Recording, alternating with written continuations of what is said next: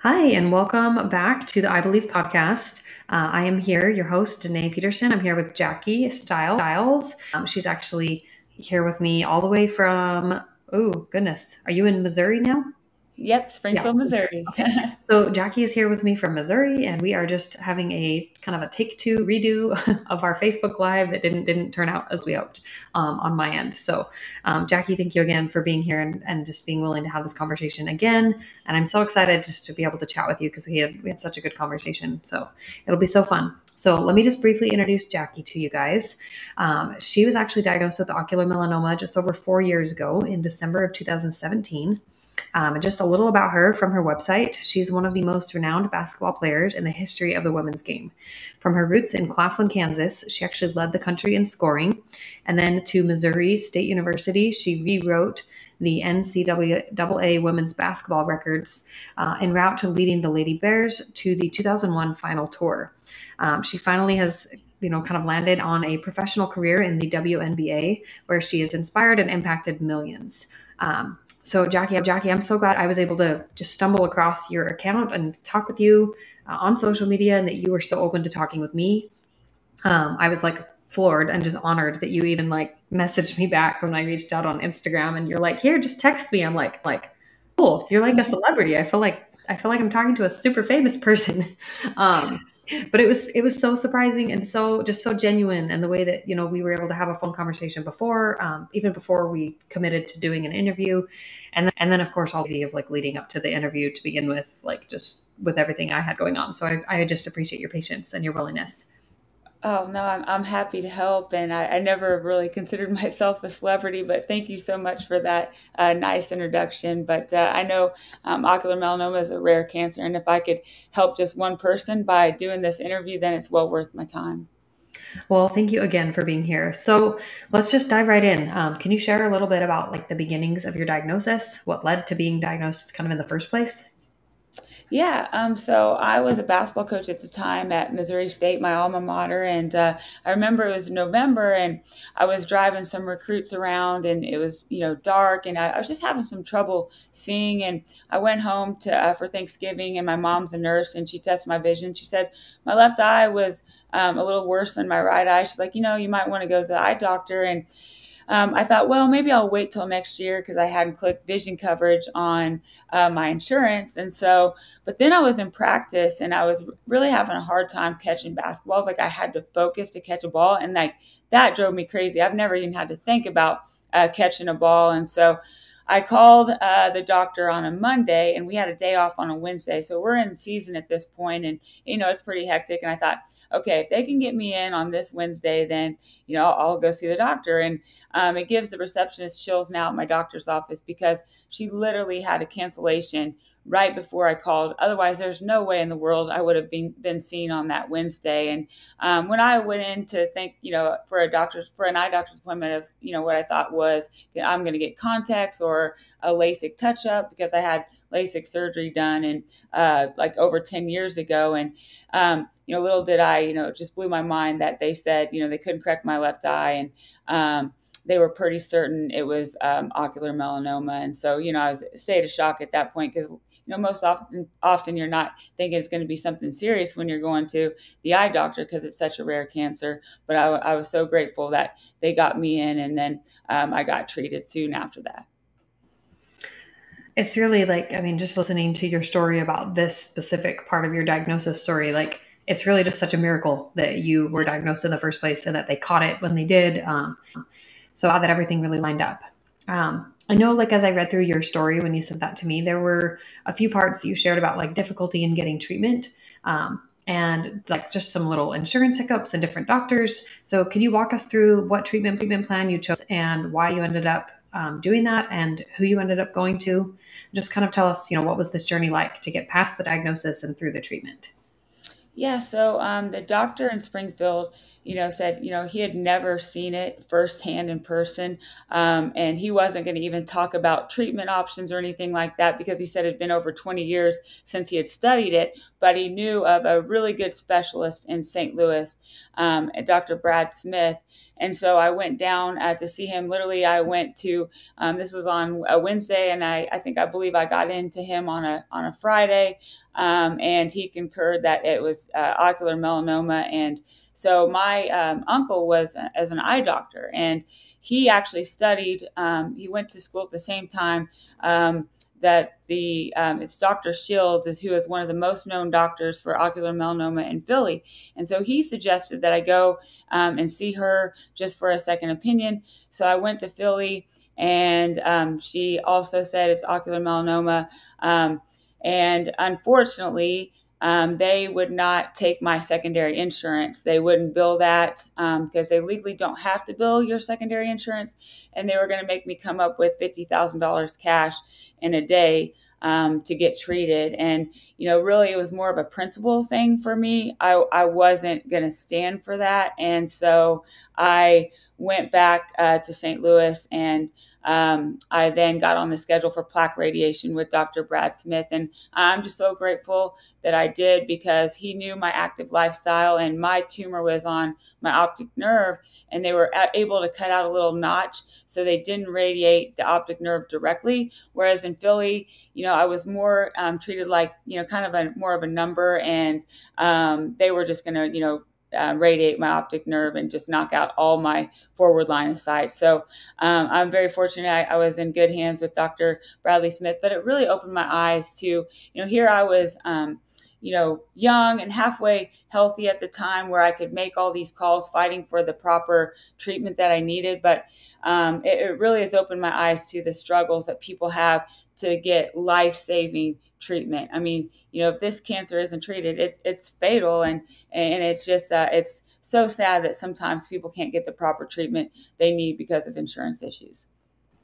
No, it's definitely a really hard thing to navigate, and I'm glad that despite maybe a less than positive experience on one end, that you were able to have an experience with the doctor that you chose, and I'm really glad that everything ended up working out the way that it did.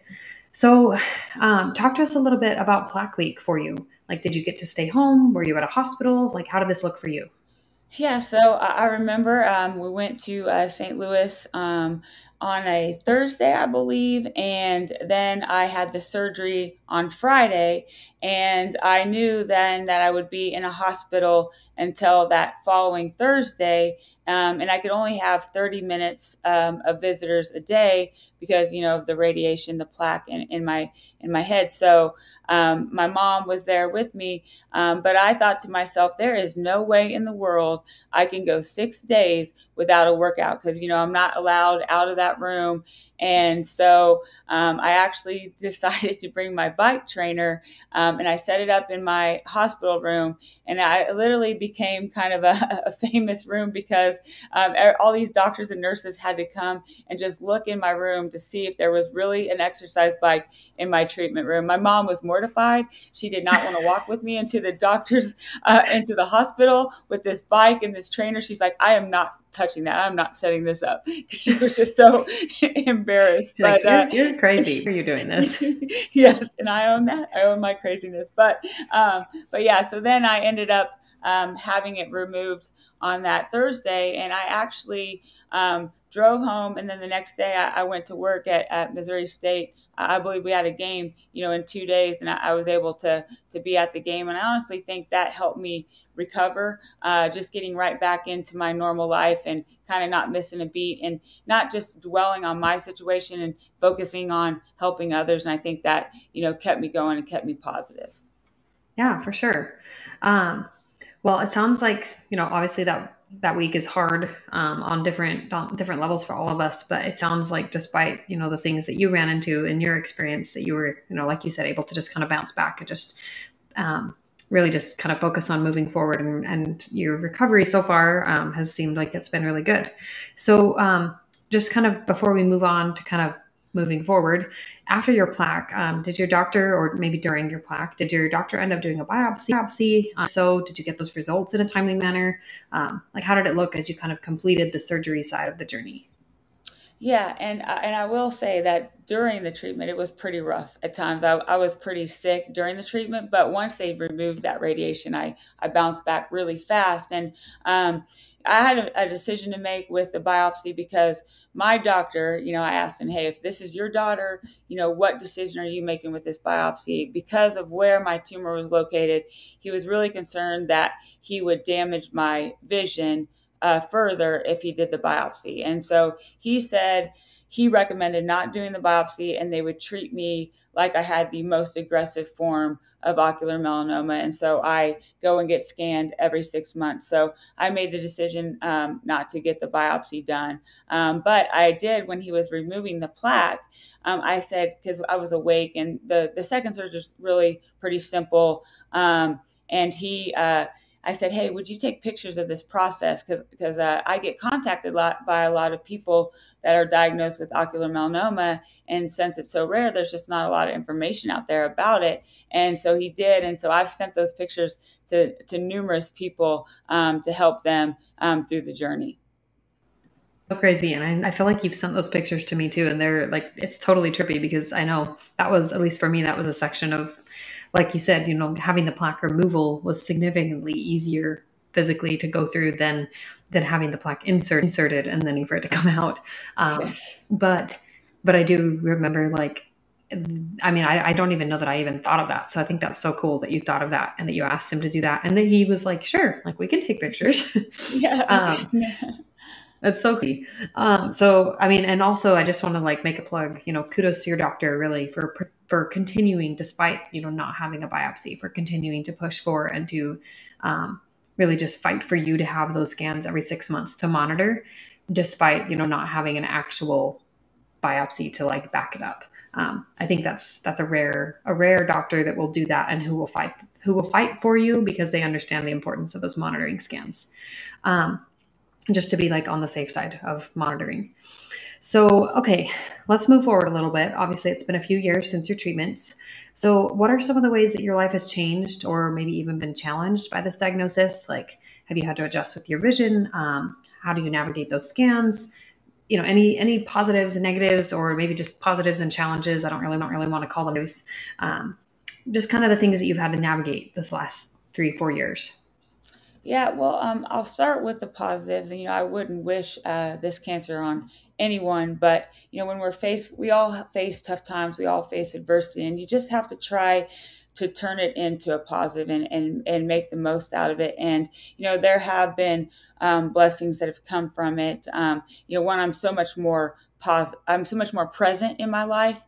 I am where, my feet are. And that's been critical just in relationships and everything. Because a lot of times we can get so caught up in, the future, and, none of us are promised tomorrow. So it's definitely made me more present. And if, I think to myself, if there's something I'm not doing, then why am I not doing it? And so, it's given me that. And I've really just prioritized things, every day. Did I live? Did I love? Did I make a difference? And, just when you get that mortality blessing where every 6 months you are seeing if you're basically, if your cancer spread or not, it just really helps you prioritize things on what is important. And then also the other positive was I was so touched by the outpour of support when I was diagnosed, from the thousands of cards that were sent to me, to text messages, to financial support. I mean, you name it.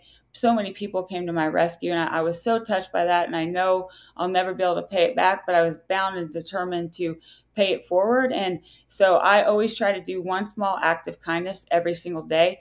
And I speak a lot to different organizations, and I challenge always the audience to do the same, because you just don't realize how that uplifts somebody or helps them through a difficult time. Just a small gesture, whether it's a text, a handwritten note, taking somebody to lunch, how meaningful that can be. And I get contacted by a lot of people that are diagnosed and that are scared. And I always want them to know that they're not alone, and I'm on their team, and I'm always willing to take time to help in any way I can, because so many people help me. And now my vision wasn't affected for, that bad for a lot of years until recently. And I've had a drastic decline with my vision, and I've started the injections. And, I will say those have been rough. For whatever reason, they haven't figured it out yet, but I've had 4 injections. I don't know if anybody's seen the movie Hitch, where his face swells up because he has an allergic reaction, but every single time my face is swelling up and I can't even I'm laughing, but it's not really funny. I can't even open my eye. No, it's not funny. It's like horrendous. But so yeah, hopefully, we'll figure out what I'm reacting to. And I think it might be the prep of those injections, because the injection itself is not bad at all. I just am reacting to something. And so 24 hours after that, it's been pretty miserable, but I'm hoping that, they can, with these injections, they can remove some of that fluid, because I've had a lot of fluid buildup here recently. And, there's things where, like when I'm on the basketball court, sometimes I get nailed. I have a blind spot on my left side, or, I know we have this in common. We like to take our mirrors off on our cars on one side. So yeah, yes. There are things, but, you sometimes just find a way. I probably shouldn't say this on air, but to get my driver's license, I could realize I couldn't read the line I was supposed to read that was highlighted. So while she's typing in the information, I took a quick pick and memorized that line. And so I have a driver's license for another 5 years. But, yeah, it's affected my life. But, you got to sometimes just laugh about it, or, just try to stay positive and take it one day at a time when you go through those rough days, because really, what other choice do you have? Yeah, no, for sure. I completely feel that. And like you said, like sometimes all we can do is laugh at ourselves, because if we can at least laugh, like it alleviates at least some of that pressure. Right. I do want to touch a little bit about really just the impact that you talked with reaching out to patients, with patients reaching out to you. Like it really is like such a gift. Like we have so few people who are diagnosed, and so really just so few ways to really link up with each other. And so the kind of the growth of the online community in general through social media, I feel like has been such a gift, and it has the potential to continue to really be a huge like lifesaver just for emotional management of this and being able to navigate this kind of a diagnosis. I couldn't even hardly believe it. I think it was about a year ago, I came across a woman who she had shared her journey on Facebook, and somebody else tagged me, knowing because I had posted about my journey with ocular melanoma. They tagged me in her post, and she was posting about, basically being 20 years out from her diagnosis. So she was diagnosed when she was basically the same age as me, but she's now 20 years down the road. So, I'm just thinking she's been someone who's felt all of these fearful things, right? And I reached out to her and just told her hey, I was recently diagnosed. Like, I just wanted to chat with you, kind of understand your journey a little bit better. And one of the things that she said to me that just really stuck out is she was told by her doctor at the time of treatment 20 years ago, you're probably never going to meet anyone like with this same diagnosis. It's so rare. So like, you're just never going to meet anyone. You're the only one that you're going to know in your life. And so she spent 20 years, even on social media, just never looking for any other person, even though we exist. Social media has been a tool we've used for easily at least 5 to 10 years. And so when I connected with her, like she just told me like the feeling that she had of just this, like, I don't know, just this sudden connection with someone who actually understood. Like it was flooring. Like it absolutely floored her. She was so emotional because she's fine and she's doing so well, but she's spent 20 years feeling alone and feeling scared by herself without any community support. So what I guess what I love telling the patient community, and I reiterate this probably every podcast, is just this idea that you never know. If you see someone on social media, you never know if they've actually had some connection with another patient. And so I try to make it a point, like you do, to just reach out and just let them know, hey, I see you. I'm also a patient with ocular melanoma. If you want support, like I'm here, come join the online community if you want, but just know that you're not the only one. And I love what you shared about how you want to be able to pay that forward, and you want to make sure people know that there's somebody in there that gets it. I feel like it's such an impactful thing, and it feels, I guess I feel like it. I mean, do you feel this way? Like, I feel like it feels really good for me to be able to feel like, okay, despite this hard thing, I'm still trying to make something good come of it. Oh yes, absolutely. And what a cool story you just shared. Because just the thought of somebody feeling so alone for so long, just it hurts my heart. And I would hate anyone to feel alone with this because it is very tough. Emotionally, especially with the scans every 6 months or how some people get them every year.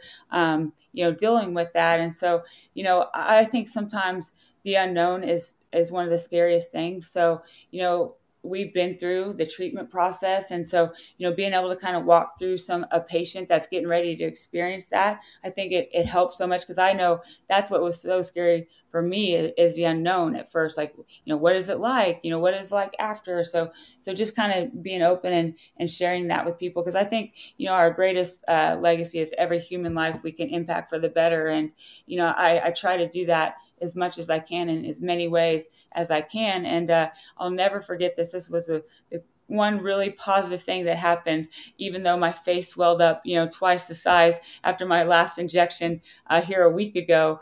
I went into the doctor's office, and so they call my name, to go back and start the process, and test my vision and the dilation and all that. And when they say my name, this lady runs out of her treatment room and gives me the biggest hug. And it just so happened that she was somebody that had contacted me, and I had a phone call with her, and I told her about my doctor and how great he was, and his bedside manner, everything. And she ended up making an appointment, and we were at the doctor's office in the same day, and we both drive several hours to go to this doctor. So what are the odds that happened? But I just, if anyone ever needs anything, they can always reach out to me at JackieStiles.com, and I'm happy to help in any way I can to provide support. Oh, I love that. I guess to kind of follow up with what you're offering here, if you were to be talking to someone specifically right now who's been recently diagnosed, what would be maybe 3 things you would suggest they focus on in the beginning and kind of the early days of their diagnosis? Yeah, I would say one, control what you can control. So often, we get anxiety or stressed about things that are out of our control. So just focus on the things that you can control.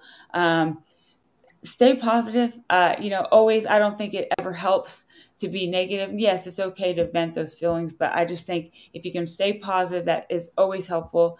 And I've found when I've gone through different struggles in my life, if I cannot focus on my stress or my struggle and focus on helping others, how that lifts me through difficult times. So I would say those are a few. And then, most importantly is, find that support. I mean, you have to have support. You have to have people surrounding you to go through a difficult time, and don't be afraid to ask for help when you are struggling and going through this tough time. Oh, I love it. And I guess kind of just to piggyback on what you said earlier today, I loved what you said about too, like how helpful it was to just really focus on getting back to your everyday life and not let this be something that like keeps you down, because like just not allowing the circumstance to have or to take up more space than it deserves, basically.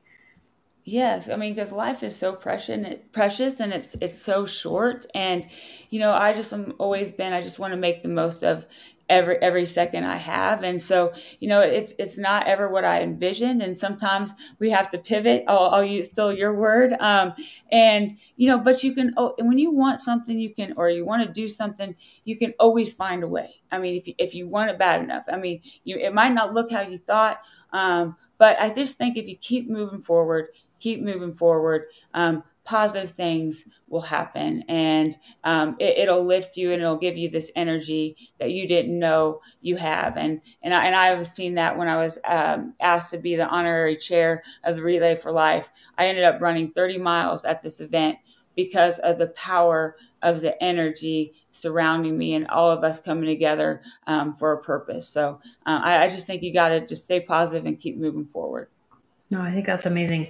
And like you said about pivoting, like I know we talked about this the last time, but just in general, that the person, it was that principle that I told you about, how the person with the most flexibility is the one who holds the most power. So in general in life, like when something comes our way and it, like you said, it doesn't go to it doesn't follow the expectations maybe we thought it would. To just focus on the ability to be flexible and to be, to be able to roll with it and to still move forward despite not looking the way that you thought it would. And that does, that, like you said, that does take allowing space for those difficult emotions and allowing space for, all the hard to come up, but it also just largely means you don't live there. You don't stay there for the whole, like, that's not the end goal. That's a place you pass through. It's not a place you stay. Okay. So this is kind of a unique question for you, just as someone who's an athletic coach and an athlete yourself. So what about, since your diagnosis, what do you feel like has shifted in your mental game? Like how you show up to coaching or to playing?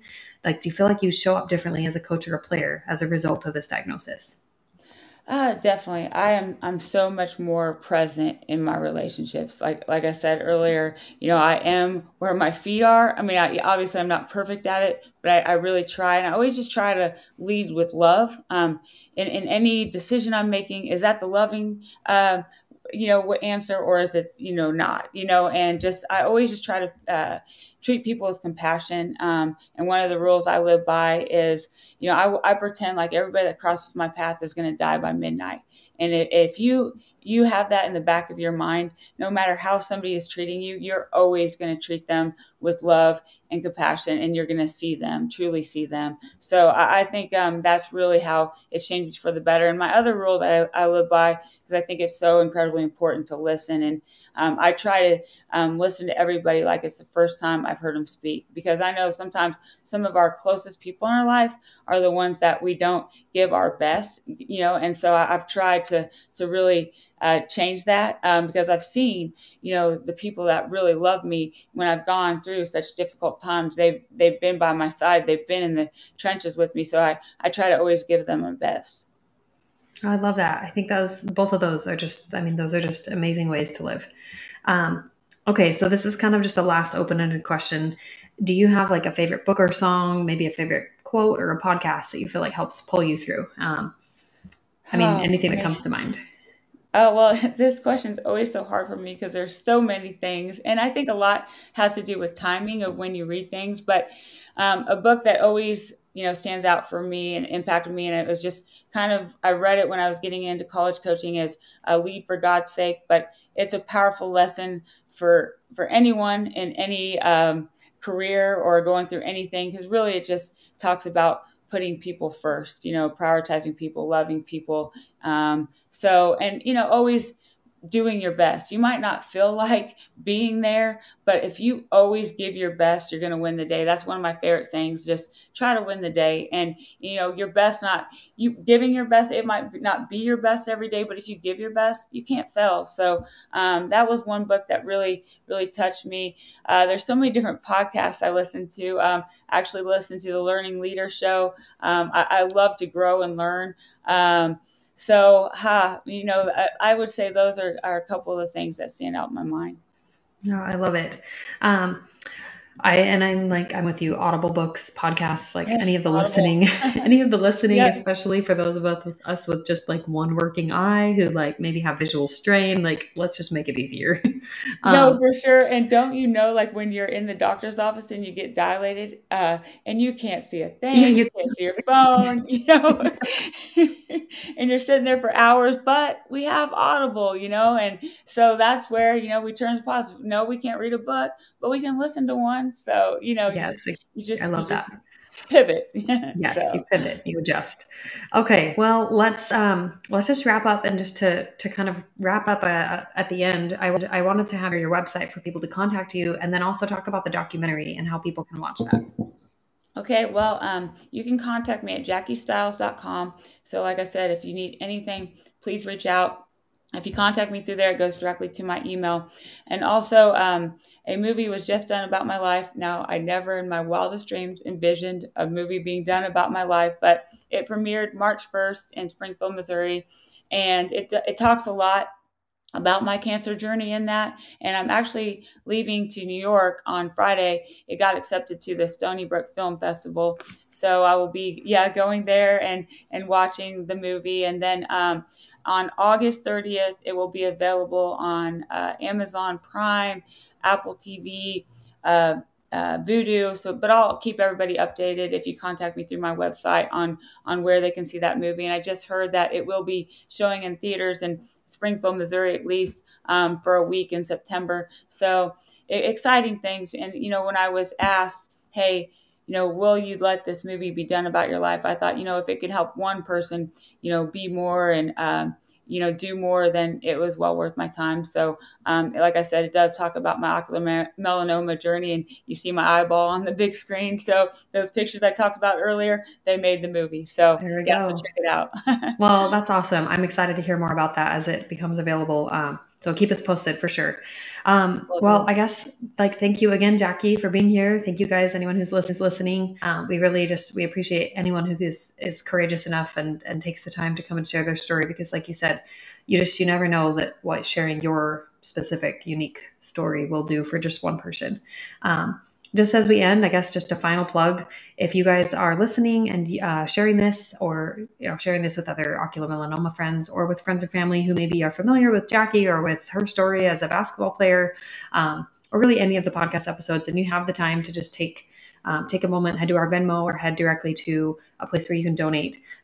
If we had, say, 1,000 people listen and they each donated $5, then we could raise $5,000 for ocular melanoma. So I guess I would just encourage you guys, one, reach out, talk to people, be open about your journey, even if it's just in a private message to someone.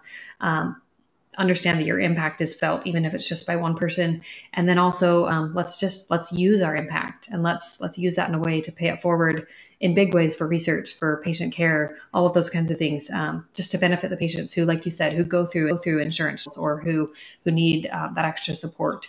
And also, of course, for research. That's how things like finding cures and finding treatments becomes possible, is because they're funded by people helping spread the word about this cancer. So thank you again, Jackie, for being here and for helping participate in this awareness and just sharing your message. I feel like it was such an inspiring and enlightening conversation. So thank you. Well, no, thank you, and thank you for all you do to support our cause. I appreciate you so much. All right. Well, thank you so much.